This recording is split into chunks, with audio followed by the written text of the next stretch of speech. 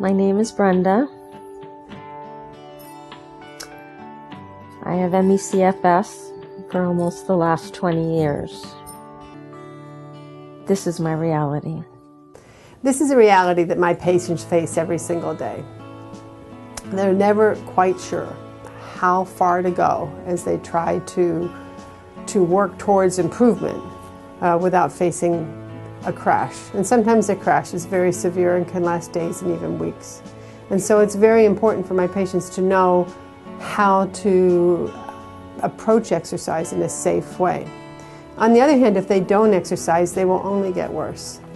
In this clinic, we have been using a very scientific approach, using a scientific measure called VO2 Max. It involves a rather expensive piece of equipment and a bicycle, and it measures very accurately what your body's doing when it's exercising and the point where it becomes unsafe to continue. It's a critical measure because then we can tell you exactly how long you have to get to that point and what your heart rate was when you reached that point.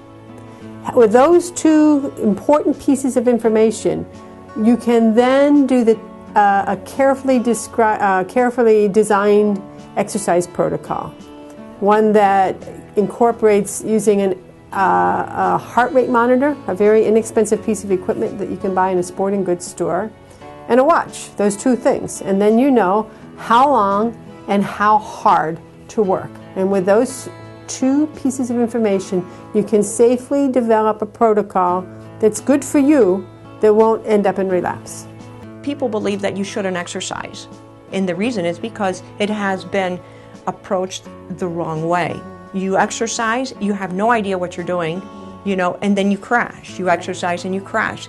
And so therefore, that type of exercise approach to fatigue is counterproductive and should have been done. And this is why everybody gets in an uproar.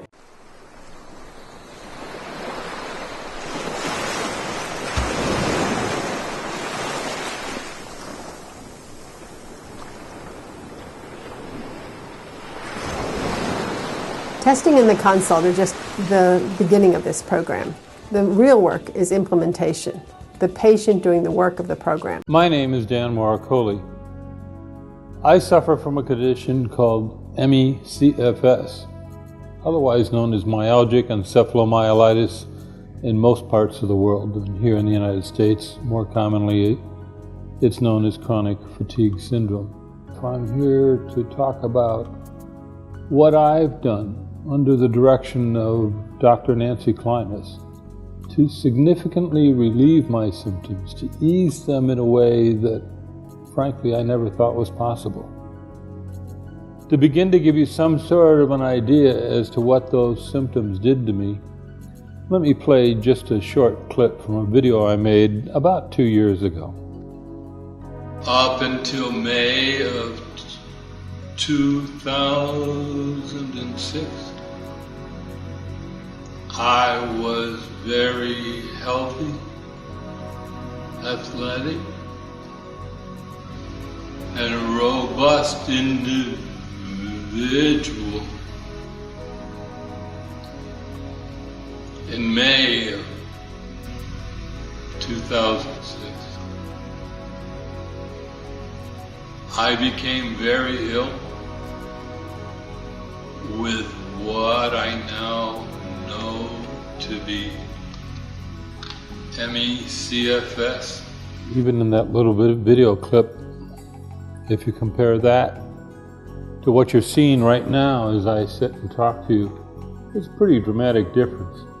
The impact of that testing has just been phenomenal, just phenomenal. So I'm here to talk about that, but I'm really not here so much to talk just about the testing as I am to talk about what the testing is really about. And what it's really about is about allowing your body to heal itself.